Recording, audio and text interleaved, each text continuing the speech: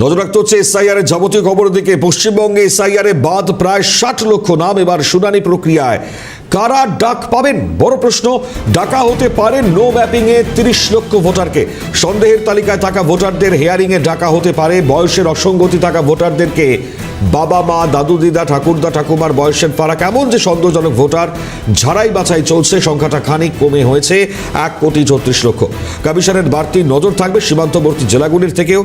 আর সেক্ষেত্রে প্রেজেনি সন্দেহে 4,07,065 জন ভোটার। একই সঙ্গে দক্ষিণ 24 পরগনায় 3,77,910 জন ভোটারের নাম। এদিকে তৃতীয় স্থানে রয়েছে উত্তর 24 পরগনা। ভোটারের সংখ্যা প্রায় 2 লক্ষের কাছাকাছি। অভিরূপা হাজরা রয়েছেন টেলিফোন দ্বারা, আমাদের প্রতিনিধি আরো বিস্তারিত জানাবেন। অভিরূপা, কি খবর পাওয়া যাচ্ছে?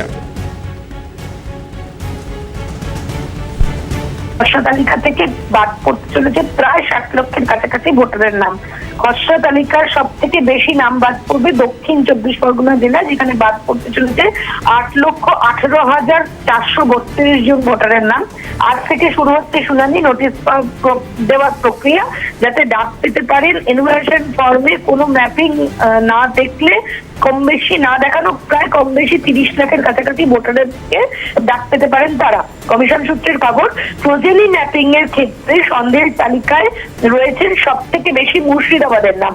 মুর্শিদাবাদের 4,07,065 জন ভোটার, যা সীমান্তবর্তী জেলা বলেই এখানে এত পরিমাণ ভোটার বাদ পড়বে বা প্রজেনি ম্যাপিং এ আনম্যাপিং হয়ে রয়েছেন বলে মনে করছে কমিশন। এরপরে দ্বিতীয় স্থানে রয়েছে দক্ষিণ 24 পরগনা, এবং এখানে সন্দেহভাজন প্রজেনি ম্যাপিং এর তালিকায় রয়েছে 3,77,910 জন ভোটার। আর তৃতীয় স্থানে রয়েছে উত্তর 24 পরগনা।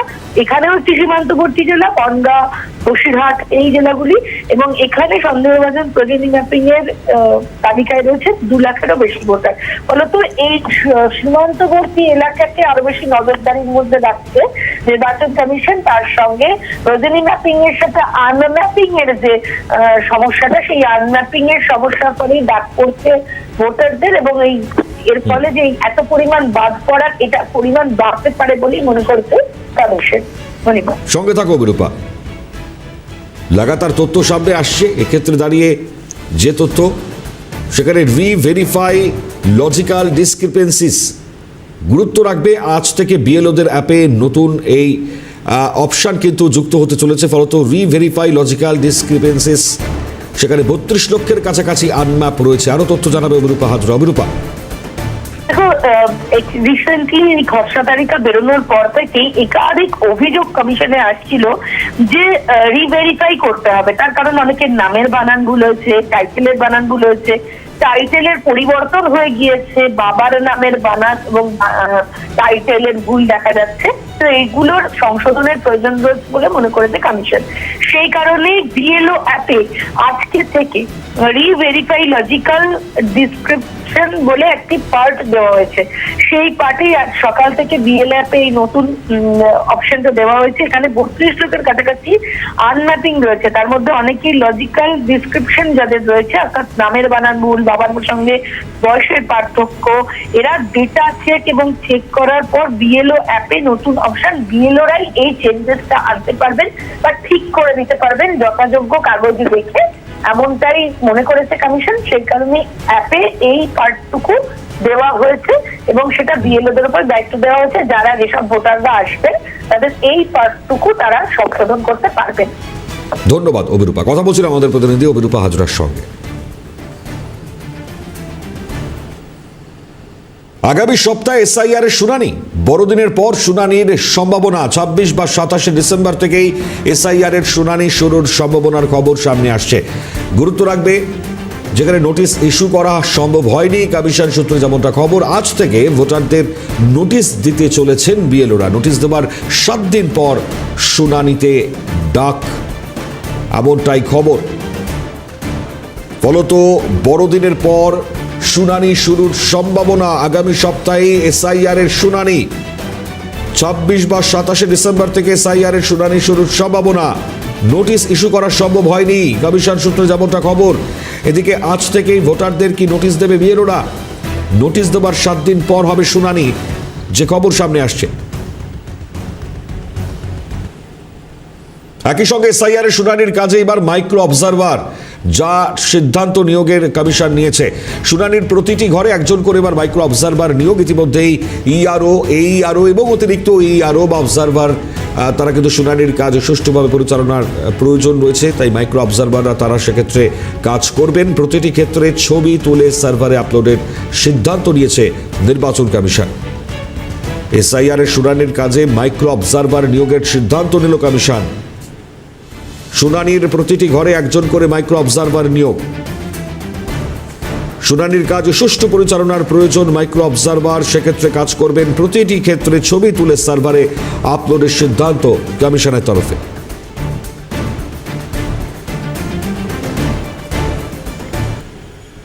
আসছে পরের খবরে, বাংলাদেশ থেকে পালিয়ে ভারতে আশ্রয়। মালদার পালপাড়ায় আশ্রিত বাংলাদেশি পরিবার। বাংলাদেশে প্রাণনাশের সম্ভাবনায় পরিবারের মধ্যে আতঙ্ক। ভারতে নাগরিকত্বের দাবি বাংলাদেশি পরিবারের। সিএএতে আবেদনের পরামর্শ স্থানীয় বিজেপি নেতার।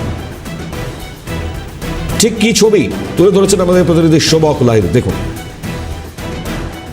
মালদার বাচামারি এলাকার পালপাড়া, বাংলাদেশ থেকে প্রচুর মানুষ এসে এখানে আশ্রয় নিয়েছেন দীর্ঘদিন ধরে, এবং যত দিন যাচ্ছে বাংলাদেশ থেকে আসা মানুষের সংখ্যা বাড়ছে এবং তারা উদ্বেগ প্রকাশ করছে তাদেরকে যাতে কোনোভাবেই বাংলাদেশে না পাঠানো হয়। কারণ আওয়ামী লীগ ওখান থেকে যাওয়ার পর, অর্থাৎ শেখ হাসিনা বাংলাদেশ থেকে বিদায় হওয়ার পরই কয়েকটি পরিবার এখানে এসে আশ্রয় নিয়েছে এবং তারা চাইছে তাদেরকে যাতে এখানকার নাগরিকত্ব দেওয়া হয়। কোনো রকমে যদি কোনো বাংলাদেশ তাদেরকে পাঠানো হয় তারা আর বাঁচবে না। ভারত সরকারের কাছে তাদের কাতর আবেদন। মালদা থেকে ক্যামেরায় উদয় মন্ডলের সাথে সমক লাহিড়ী, ক্যালকাটা নিউজ। এই পরিবারটি একই সঙ্গে স্থানীয়রাই বা কি বলছেন শোনেন। হাসিনা যাওয়ার পর পরে এসেছে, এটা খুব খারাপ পরিস্থিতি হচ্ছে। এ যাবত ওই একই সমস্যা, ভাঙচুর জ্বালায় পুড়ায় দেয়। না, হিন্দু মানে তো ওখানে আমলি 7 জন মিলে এখানে ওখানে তো আমরা যাবোই না। যদিও বলে, তাই এখনকার সরকারের কাছে আমাদের একটাই অনুরোধ, আমরা নিজে নিজে আত্মহত্যা করবো, না হলে ওরা গুলি করে মেরে দিবে। আমরা ওদের সাথে যাবো না। হ্যাঁ, আমরা এখানেই থাকবো পার্মানেন্ট। না, আজ 5 বছর পর হোক আর 10 বছর পর হোক, কেউ ওখানে আর থাকতে পারবে। সব রকম, যেরকম সব রকমই একটা বলতে যা বোঝায় সেটাই। না, ফেরত পাঠানো উচিত না। অনেক ইয়ারে সাহায্য করা উচিত, যেন এরা এখানে থাকতে পারে। হ্যাঁ, ভয়ঙ্কর। ওরা তো অত্যাচারের জন্য তো আসছে, আগুন ধরাই দিয়েছে, ঘরে আগুন ধরাই দিয়েছে, অত্যাচার করেছে, এই জন্য এরা আসছে। আমরা এরা থাকুক, এটাই চাই। এই পরিস্থিতিতে দাঁড়িয়ে স্থানীয় বিজেপি নেতা পরামর্শ দিয়েছেন সিএতে আবেদনের। কি বলছেন বিজেপি নেতা শুনুন। মোদীজি বলেছেন যে সবাইকে নাগরিকত্ব দেওয়ার, সিএ যেটা নাগরিকত্ব নেওয়ার না। হ্যাঁ, তো এখানে আমাদের অনেকজন আতঙ্কিত হয়ে আছে। এখানে কিছু মতুয়া সমাজেরও মানুষ আতঙ্কিত হয়ে আছে, কিন্তু আতঙ্কিত হওয়ার কোনো কারণ নেই। নাগরিকত্ব সবাই পাবে এবং সবারই ভোটের নাম থাকবে। কি বলছেন এ প্রসঙ্গে তৃণমূল কংগ্রেসের কাউন্সিলর শুনুন। আমাদের ওই দেশে যারা হিন্দু সম্প্রদায়ের মানুষ, তারা ইতিমধ্যে শেখ হাসিনা পদত্যাগের পর আমাদের দেশে আশ্রয় নেওয়ার জন্য এসছেন। আমরা কেন্দ্রের বিজেপি সরকারকে বলবো যে মানুষ দেখে নয়, যেখানে যারা অত্যাচারিত হচ্ছে, আমাদের বিশেষ করে হিন্দু ধর্মের উপর যারা আঘাত করছে, আমি চাইবো যে ইমিডিয়েট তাদের নাগরিকত্বের ব্যবস্থা করতে হবে। এদিকে ভোটার তালিকায় নাম থাকা সত্ত্বেও শুনানিতে ডাক। নন্দীগ্রামের শুভেন্দু অধিকারী নির্বাচনী বুথে 2 জন প্রাক্তন সেনাকে ডাক। নন্দনায়ক বার বুথ, সেখানে 711 জন ভোটারের মধ্যে 11 জনের নাম বাদ। 11 জনের মধ্যে কেউ আবার মৃত, কেউ ভোটার তালিকায় নাম তোলেননি। বাকি 700 জনের মধ্যে 4 জনকে শুনানিতে ডাকা হয়েছে। 4 জনের সঙ্গে তাদের বাবার লিঙ্ক না পাওয়ার অভিযোগ। 2002 এর ভোটার তালিকায় তাদের বাবার নাম নেই। ওই 4 জনের মধ্যে 2 জন প্রাক্তন সেনাকর্মী। ভোটার তালিকায় নাম থাকা সত্ত্বেও শুনানিতে ডাকা হয়েছে নন্দীগ্রামের শুভেন্দু অধিকারী নির্বাচনী বুথে। সেখানে 2 জন প্রাক্তন সেনাকে ডাকা হয়েছে। নন্দনায়ক বার বুথ, সেখানে 711 জন ভোটারের মধ্যে 11 জনের নাম বাদ। যাদেরকে ডাকা হলো শুনানিতে কি বলছেন তারা শুনুন।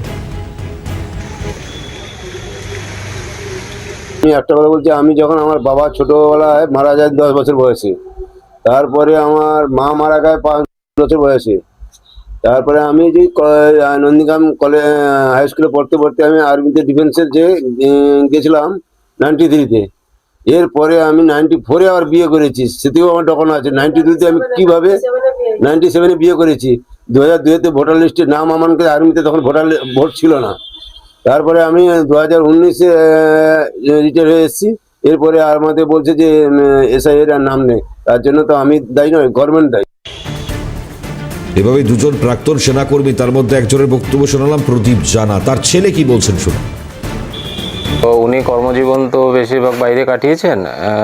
তো 2002-এ যে ভোটার লিস্ট অনুযায়ী যেটা সার্ভে চাইছিল, তো সেই হিসাবে উনি কর্মজীবনগুলো যেখানে কাটিয়েছিলেন আমরা সেখানে খোঁজার চেষ্টা করছিলাম। এবার উনি একটু অসুস্থ থাকার জন্য অতটা রিমাইন্ড করতে পারছিলেন না, ওই জন্য আমরা ওনার পিপিও আর আদার্স ডকুমেন্টগুলো আমরা হচ্ছে বিএলও ম্যাডামকে সাবমিট করেছি।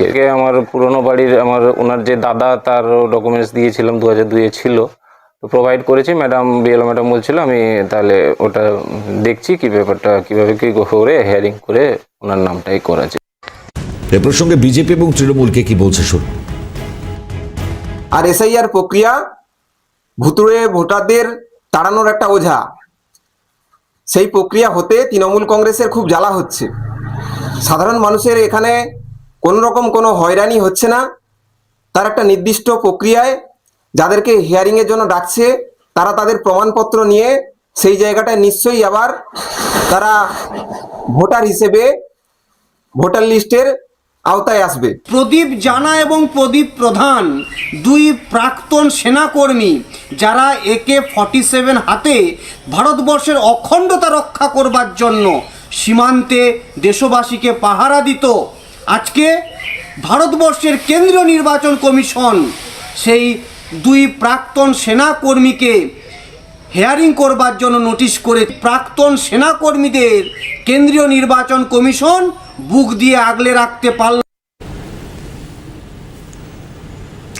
এদিকে উত্তর দিনাজপুরের গোয়ালপুকুর, সেখানে এসআইআর আতঙ্কের ছায়া। কামাত সম্বলপুর এক ব্যক্তির মৃত্যুতে পড়েছে শোরগোল। ভোটার তালিকা ঘিরে ভয়ের মাঝেই মৃত্যু। হৃদরোগে মৃত্যু হয়েছে অনিল সিং এর। কি বলছে মৃতের পরিবার শোনা। আমার কাগজ নিয়ে টেনশন, আমি আর বাঁচবো না বেশি দিন, এই টেনশনে আমি আর মনে আর বেশি দিন থাকবো না। আমার মাকে বলে, আমাকে বলে, সব সময় বলে, মাথার মধ্যে খালি ওইটাই আছে। কোনো টেনশন, আমরা সবাই বলি কোনো টেনশন করতে হবে না, কোনো চিন্তা করতে হবে না। আমরা একাই আছি নাকি, সবাই আছে, কতগুলো আছে মানুষ। 2002 লিস্টে নাই নাম, তাহলে আমরাই আছি নাকি। নিয়ে টেনশন করে আমার কাগজ থাকবে না, কাটে যাবে ভোট, এইভাবে বলে এটা নিয়ে টেনশন করে। আমরা বলি যে টেনশন করে না বাবা, আর ভোট বাদ যাবে, এটা ওইটাই খালি বলে। স্থানীয় বিধায়ক ইতিমধ্যে দেখা করেছেন পরিবারটির সঙ্গে, কি বলছেন তিনি শুনুন। অনিল সিংহর মৃত্যুর দায় হয়ে Gyanesh election ECI election commissioner of India, Suvendu Adhikari, এই দুজনের নামে FIR করা হয়েছে। শুভেন্দু অধিকারী বলে 1,60,60,00,000, 1.5 কোটি 2 কোটি মানুষকে ভোটার লিস্ট থেকে সরাবে, ভোটার লিস্ট থেকে যায়। তো আতঙ্ক মানুষ আছে, ওই আতঙ্কটার সামনে আমরা দাঁড়িয়েছিলাম।